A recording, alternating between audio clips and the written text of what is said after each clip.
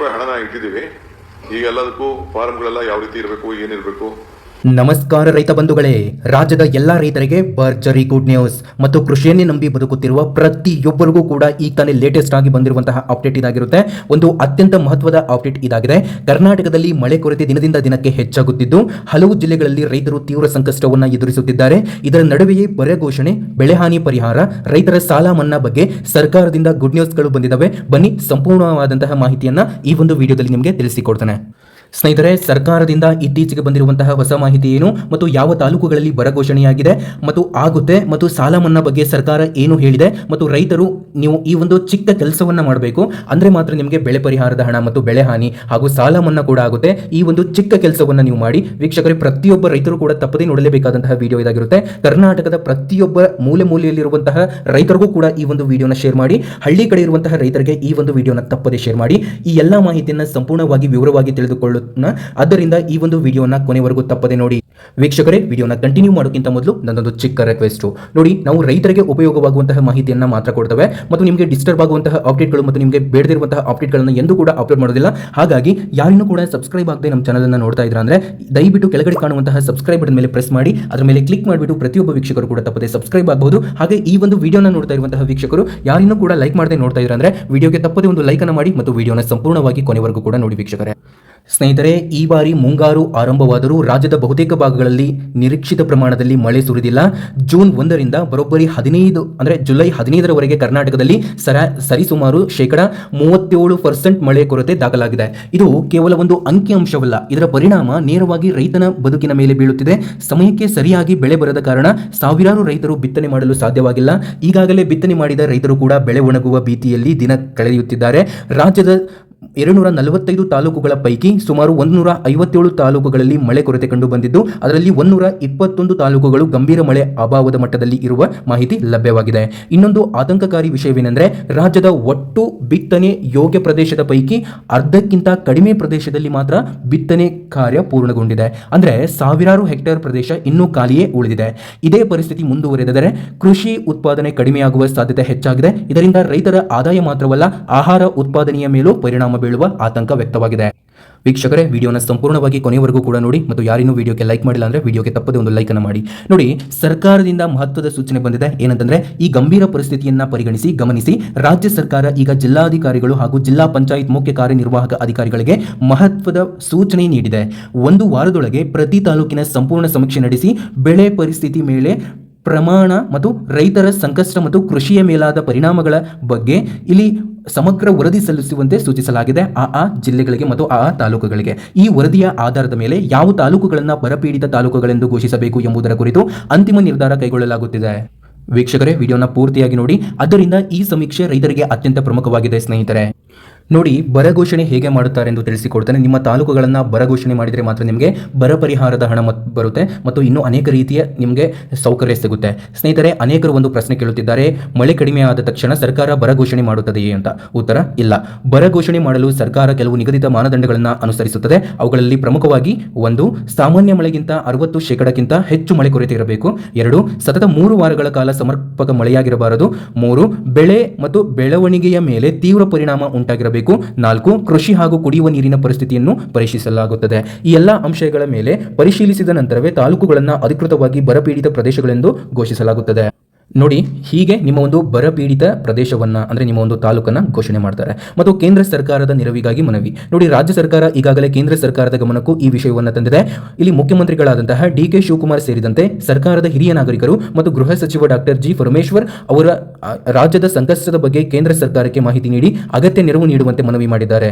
ರಾಜ್ಯದಲ್ಲಿ ರೈತರು ಎದುರಿಸುತ್ತಿರುವ ಸಂಕಷ್ಟವನ್ನು ವಿವರಿಸಿ ವಿಶೇಷ ಆರ್ಥಿಕ ನೆರವು ನೀಡುವಂತೆ ಕೋರಲಾಗಿದೆ. ಈ ನೆರವು ದೊರೆತರೆ ಮುಂದಿನ ದಿನಗಳಲ್ಲಿ ಪರಿಹಾರ ಕಾರ್ಯಗಳು ಇನ್ನಷ್ಟು ವೇಗ ಪಡೆಯುವಂತಹ ಸಾಧ್ಯತೆ ಹೆಚ್ಚಾಗಿದೆ. ರೈತರೇ, ನಮ್ಮ ಶ್ರಮಕ್ಕೆ ನಿಮ್ಮಿಂದ ಕೇಳೋದು ಒಂದೇ ಒಂದು ಲೈಕ್ ಮಾತ್ರ. ತಪ್ಪದೆ ಒಂದು ಲೈಕ್ ಅನ್ನು ಮಾಡಿ. ನೋಡಿ, ರೈತರ ಸಾಲ ಮನ್ನಾ ಬಗ್ಗೆ ಒಂದು ಮಹತ್ವದ ಅಪ್ಡೇಟ್ ಬಂದಿದೆ, ಅದನ್ನು ತಿಳಿಸಿಕೊಡ್ತೇನೆ ಇವಾಗ. ನೋಡಿ, ರೈತರಿಗೆ ಹೌದು ಸ್ನೇಹಿತರೆ, ರಾಜ್ಯದ ರೈತರ ಸಾಲ ಮನ್ನಾ ಬಗ್ಗೆ ಒಂದು ದೊಡ್ಡ ಅಪ್ಡೇಟ್ ಇದಾಗಿದೆ. ಬಹುತೇಕ ರೈತರು ಕಾಯುತ್ತಿದ್ದ ಪ್ರಮುಖ ವಿಷಯಕ್ಕೆ ಬರೋಣ. ಅದೇ ಬೆಳೆ ಸಾಲ ಮನ್ನಾ. ಇತ್ತೀಚೆಗೆ ರೈತ ಸಂಘಟನೆಗಳು ಸರ್ಕಾರಕ್ಕೆ ಸಾಲ ಮನ್ನಾ ಮಾಡುವಂತೆ ಮನವಿಯನ್ನ ಸಲ್ಲಿಸಿವೆ. ಈ ಮನವಿ ಪ್ರಕ್ರಿಯೆ ನೀಡುವ ಡಿಕೆ ಶಿವಕುಮಾರ್ ಅವರು ರೈತರ ಮನವಿಯನ್ನ ಸರ್ಕಾರ ಗಂಭೀರವಾಗಿ ಪರಿಗಣಿಸುತ್ತಿದೆ ಎಂದು ಹೇಳಿದ್ದಾರೆ. ಆದರೆ ಇಲ್ಲಿ ಒಂದು ಮುಖ್ಯ ವಿಷಯವನ್ನ ಎಲ್ಲರೂ ಗಮನಿಸಬೇಕು. ಈವರೆಗೆ ಸಾಲ ಮನ್ನಾ ಕುರಿತು ಯಾವುದೇ ಅಧಿಕೃತ ಸರ್ಕಾರದಿಂದ ಆದೇಶ ಹೊರಬಿದ್ದಿಲ್ಲ. ಆದರೆ ನಿಮ್ಮ ಒಂದು ಸಾಲ ಮನ್ನಾ ಆಗೋದು ಖಚಿತವಾಗಿದೆ. ಈ ಹಿಂದೆ 2017ರಲ್ಲಿ 2018ರಲ್ಲಿ ರಾಜ್ಯ ಸರ್ಕಾರ ರೈತರ ಬೆಳೆ ಸಾಲ ಮನ್ನಾ ಘೋಷಿಸಿತು. ಆ ಸಮಯದಲ್ಲಿ ಸರ್ಕಾರ ನಿರ್ದಿಷ್ಟ ಮಿತಿಯವರೆಗೆ ಮಾತ್ರ ಸಾಲ ಮನ್ನಾ ಸೌಲಭ್ಯ ನೀಡಿತ್ತು. ಅದೇ ಮಾದರಿಯನ್ನ ಸರ್ಕಾರ ಅನುಸರಿಸಿದೆ. ಈ ಬಾರಿಯೂ 50,000ದಿಂದ 10 ಲಕ್ಷ ಅಥವಾ ಸರ್ಕಾರ ನಿಗದಿಪಡಿಸುವ ಮಿತಿಯವರೆಗೆ ಇರುವ ಬೆಳೆ ಸಾಲಗಳಿಗೆ ಮಾತ್ರ ಅನ್ವಯಿಸುವ ಸಾಧ್ಯತೆ ಇದೆ. ಆದರೆ ಮತ್ತೆ ಹೇಳುವುದಾದರೆ ಇದು ಹಿಂದಿನ ಮಾದರಿಯ ಆಧಾರದ ಮೇಲೆ ಮಾತ್ರ ಸಾಧ್ಯ. ಅಧಿಕೃತ ಆದೇಶ ಬಂದ ನಂತರವೇ ಅಂತಿಮ ಮಾಹಿತಿಯನ್ನು ಸ್ಪಷ್ಟಪಡಿಸಲಾಗಿದೆ. ನೋಡಿ, ರೈತರು ಈಗಲೇ ಯಾವ ದಾಖಲಾತಿಗಳನ್ನು ಸಿದ್ಧವಾಗಿಟ್ಟುಕೊಳ್ಳಬೇಕು? ಎದಕ್ಕೆ? ನೋಡಿ, ಬರ ಪರಿಹಾರ ಹಣ ನಿಮಗೆ ಸಿಗಬೇಕು ಅಂತಂದರೆ ಈ ಒಂದು ಚಿಕ್ಕ ಕೆಲಸವನ್ನು ನೀವು ಮಾಡಬೇಕು. ಇಲ್ಲ ಅಂತಂದರೆ ನಿಮಗೆ ಬರ ಪರಿಹಾರದ ಹಣ ಸಿಗೋದಿಲ್ಲ. ಹಾಗಾಗಿ ಹೇಳ್ತಾ ಇರೋದು. ವಿಡಿಯೋನ ಸಂಪೂರ್ಣವಾಗಿ ಕೊನೆವರೆಗೂ ನೋಡ್ತಾ ಹೋಗಿ. ನೋಡಿ ಸ್ನೇಹಿತರೆ, ಬರ ಒಂದು ಪರಿಹಾರವಾಗಲಿ ಅಥವಾ ಸಾಲ ಮನ್ನಾ ಯೋಜನೆಯಾಗಲಿ ಸರ್ಕಾರ ಯಾವುದೇ ಯೋಜನೆ ಘೋಷಿಸಿದ ತಕ್ಷಣ ಅರ್ಜಿ ಸಲ್ಲಿಸಲು ಬೇಕಾಗುವ ದಾಖಲಾತಿಗಳನ್ನು ಸಿದ್ಧವಾಗಿದ್ದರೆ ಯಾವುದೇ ತೊಂದರೆ ಆಗುವುದಿಲ್ಲ ಸ್ನೇಹಿತರೆ. ಹೀಗಾಗಿ ಈ ದಾಖಲಾತಿಗಳನ್ನು ಈಗಲೇ ಪರಿಶೀಲಿಸಿಕೊಳ್ಳಿ, ಅಂದರೆ ರೆಡಿ ಮಾಡಿ ಇಟ್ಕೊಂಡು ಏನು ಮಾಡಬೇಕು ಅಂತ ತಿಳಿಸ್ತೇನೆ ಬನ್ನಿ. ನೋಡಿ, ಮೊದಲನೆಯದಾಗಿ ಆಧಾರ್ ಕಾರ್ಡ್ ಬೇಕಾಗುತ್ತೆ ನಿಮ್ಮದು, ಮತ್ತು ನಿಮ್ಮದು ಉದಾರ ಅಂದರೆ RTC ಪಹಣಿ ಅಂತಲೂ ಹೇಳ್ತಾರೆ, ಹಾಗೂ ಬ್ಯಾಂಕ್ ಪಾಸ್ಬುಕ್ ಬೇಕಾಗುತ್ತೆ, ಮತ್ತು ಲೋನ್ ಅಕೌಂಟ್ ಸ್ಟೇಟ್ಮೆಂಟ್ ಅಂದರೆ ನೀವು ಎಷ್ಟು ಸಾಲ ಪಡೆದಿದ್ದೀರಾ ಬ್ಯಾಂಕ್ನಲ್ಲಿ ಅಂತ ಒಂದು ಸ್ಟೇಟ್ಮೆಂಟನ್ನು ತೊಗೊಂಡು ಬರಬೇಕು, ಅದೊಂದು. ಮತ್ತು ಆಧಾರ್ಗೆ ಲಿಂಕ್ ಆಗಿರುವ ಮೊಬೈಲ್ ಸಂಖ್ಯೆ ಬೇಕಾಗುತ್ತೆ, ಮತ್ತು ರೇಷನ್ ಕಾರ್ಡ್ ಬೇಕಾಗುತ್ತೆ. ಈ ದಾಖಲಾತಿಗಳಲ್ಲಿರುವ ಹೆಸರು, ವಿಳಾಸ ಮತ್ತು ಇತರ ಮಾಹಿತಿಗಳು ಒಂದಕ್ಕೊಂದು ಹೊಂದಿಕೆಯಾಗಿರುವುದನ್ನು ಖಚಿತಪಡಿಸಿಕೊಳ್ಳಿ. ಇವೆಲ್ಲವೂ ಕೂಡ ನಿಮ್ಮ ಹೆಸರಿನಲ್ಲಿನೇ ಇರಬೇಕು, ಅಂದರೆ ಮಾತ್ರ ನಿಮಗೆ ಸಾಲ ಮನ್ನಾ ಆಗುತ್ತೆ. ಅದರ ಜೊತೆಗೆ ಬೆಳೆ ಪರಿಹಾರದ ಹಣಕ್ಕೂ ಕೂಡ ಯಾವುದೇ ರೀತಿ ತೊಂದರೆ ಆಗೋದಿಲ್ಲ. ಇದಷ್ಟೇ ಅಲ್ಲದೆ ಸ್ನೇಹಿತರೆ, ಫ್ರೂಟ್ಸ್ ಡೇಟಾಬೇಸ್ ಅತ್ಯಂತ ಮುಖ್ಯ. ಹೌದು, ಫ್ರೂಟ್ಸ್ ID ಅಂತ ಹೇಳ್ತೇವೆ ಸ್ನೇಹಿತರೆ. ಸರ್ಕಾರದ ಬಹುತೇಕ ಕೃಷಿ ಯೋಜನೆಗಳಿಗೆ ಈಗ ಫ್ರೂಟ್ಸ್ ಡೇಟಾಬೇಸ್ ಬಹಳ ಪ್ರಮುಖವಾಗಿದೆ. ನಿಮ್ಮ ಮಾಹಿತಿ ಫ್ರೂಟ್ಸ್ ಪೋರ್ಟಲ್ನಲ್ಲಿ ಸರಿಯಾಗಿ ದಾಖಲಾಗಿದ್ದರೆ ಮಾತ್ರ ಅನೇಕ ಯೋಜನೆಗಳ ಲಾಭ ತ್ವರಿತವಾಗಿ ಸಿಗುವ ಸಾಧ್ಯತೆ ಹೆಚ್ಚಿರುತ್ತೆ. ಹೀಗಾಗಿ ನಿಮ್ಮ ಹತ್ತಿರದ ರೈತ ಸಂಪರ್ಕ ಕೇಂದ್ರ ಅಥವಾ ಕೃಷಿ ಇಲಾಖೆಯಲ್ಲಿ ಮಾಹಿತಿ ಪರಿಶೀಲಿಸಿ, ಅಗತ್ಯವಿದ್ದರೆ ಅದನ್ನು ಅಪ್ಡೇಟ್ ಮಾಡಿಕೊಳ್ಳಿ, ಅಂದರೆ ನವೀಕರಿಸಿಕೊಳ್ಳಿ ಫ್ರೂಟ್ಸ್ ID ಅನ್ನು. ಹಾಗಾಗಿ ಸ್ನೇಹಿತರೆ, ಇದು ತುಂಬಾ ಇಂಪಾರ್ಟೆಂಟ್ ಆಗಿರುವಂತಹ ಅಪ್ಡೇಟ್ ಆಗಿರುತ್ತೆ. ನಿಮ್ಮದು ಕೂಡ ಫ್ರೂಟ್ಸ್ ID ಇದನ್ನ ಇಲ್ವಾ ಅಂತ ಕೆಳಗಡೆ ಕಾಮೆಂಟ್ ಬಾಕ್ಸ್ನಲ್ಲಿ ಕಾಮೆಂಟ್ ಮಾಡಿ. ಮತ್ತು ಬರ ಘೋಷಣೆಯಾದ ತಕ್ಷಣ ಹಣ ಬರುತ್ತದೆಯೇ? ಇದು ಅನೇಕ ರೈತರ ಪ್ರಶ್ನೆ. ನೋಡಿ, ಆಲ್ರೆಡಿ ನಿಮಗೆ ತಿಳಿಸಿದ್ದೇನೆ, ಅದು ಬರೋದಿಲ್ಲ. ಅಂದರೆ ಮೊದಲು ಘೋಷಿತ ಪ್ರದೇಶಗಳು ರಿಲೀಸ್ ಆಗಬೇಕು, ಆಮೇಲೆ ಮಾತ್ರ ನಿಮಗೆ ಹಣ ಬರುತ್ತೆ, ಬರ ಪರಿಹಾರದ ಹಣ.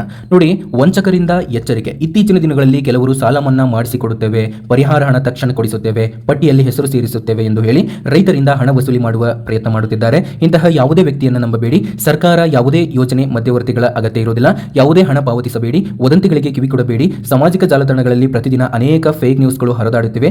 ಇಂದು ಹಣ ಜಮಾಯಿತು, ನಾಳೆಯಿಂದ ಸಾಲ ಮನ್ನಾ, ಪಟ್ಟಿ ಬಿಡುಗಡೆಯಾಗಲಿದೆ. ಇಂತಹ ಮಾಹಿತಿಯನ್ನು ನಂಬುವ ಮೊದಲು ದಯವಿಟ್ಟು ಒಂದ್ಸರಿ ಯೋಚನೆ ಮಾಡಿ, ಮತ್ತು ಸರ್ಕಾರದ ಅಧಿಕೃತ ಪ್ರಕಟಣೆಗಳನ್ನು ಪರಿಶೀಲಿಸಿ. ಅಧಿಕೃತ ಆದೇಶ ಬಂದ ನಂತರವೇ ಅದು ಅಂತಿಮ ಮಾಹಿತಿ ಎಂದು ಪರಿಗಣಿಸಿ. ನೋಡಿ ಸ್ನೇಹಿತರೆ, ಇಲ್ಲಿ ನಿಮ್ಮ ಒಂದು ಬರ ಪರಿಹಾರದ ಹಣಕ್ಕೆ ಯಾವುದೇ ರೀತಿ ತೊಂದರೆ ಆಗುವುದಿಲ್ಲ. ಅಂದರೆ ಬರಪೀಡಿತ ಪ್ರದೇಶಗಳನ್ನು ಘೋಷಣೆ ಮಾಡ್ತಾರೆ, ನಂತರ ನಿಮಗೆ ಹಣವನ್ನು ಹಾಕ್ತಾರೆ. ಒಟ್ಟಾರೆಯಾಗಿ ನೋಡಿದರೆ ರಾಜ್ಯದಲ್ಲಿ ಮಳೆ ಕೊರತೆ ಗಂಭೀರವಾಗಿ ಹಂತ ತಲುಪಿದೆ. ಸರ್ಕಾರ ಸಮೀಕ್ಷೆ ಆರಂಭಿಸಿದ್ದು ವರದಿಗಳ ಆಧಾರದ ಮೇಲೆ ಬರ ಘೋಷಣೆ ಕುರಿತು ನಿರ್ಧಾರ ಕೈಗೊಳ್ಳಲಿದೆ. ಸಾಲ ಮನ್ನಾ ಕುರಿತು ಸರ್ಕಾರ ಪರಿಶೀಲನೆ ನಡೆಸುತ್ತಿದೆ ಎನ್ನಲಾಗಿದೆ. ಆದರೆ ಈವರೆಗೆ ಯಾವುದೇ ಅಧಿಕೃತ ಆದೇಶ ಹೊರಬಿದ್ದಿಲ್ಲ. ಹೀಗಾಗಿ ರೈತರು ಆತಂಕ ಪಡುವ ಅಗತ್ಯವಿಲ್ಲ. ನಿಮ್ಮ ದಾಖಲಾತಿಗಳನ್ನು ಸಿದ್ಧವಾಗಿಟ್ಟುಕೊಳ್ಳಿ, ಫ್ರೂಟ್ಸ್ ಮಾಹಿತಿಯನ್ನು ನವೀಕರಿಸಿಕೊಳ್ಳಿ. ಸರ್ಕಾರದ ಅಧಿಕೃತ ಪ್ರಕಟಣೆಗಳನ್ನು ಮಾತ್ರ ನಂಬಿ. ಮುಂದಿನ ದಿನಗಳಲ್ಲಿ ಬರ ಘೋಷಣೆ ತಾಲೂಕುಗಳ ಪಟ್ಟಿ ಮತ್ತು ಪರಿಹಾರ ಹಣ ಮತ್ತು ಬೆಳೆ ವಿಮೆ ಹಾಗೂ ಸಾಲ ಮನ್ನಾ ಕುರಿತು ಯಾವುದೇ ಹೊಸ ಅಧಿಕೃತ ಮಾಹಿತಿ ಬಂದ ತಕ್ಷಣ ನಾವೇ ನಿಮಗೆ ಎಲ್ಲರಿಗಿಂತ ಮೊದಲು ಮಾಹಿತಿಯನ್ನು ತಿಳಿಸುತ್ತೇವೆ.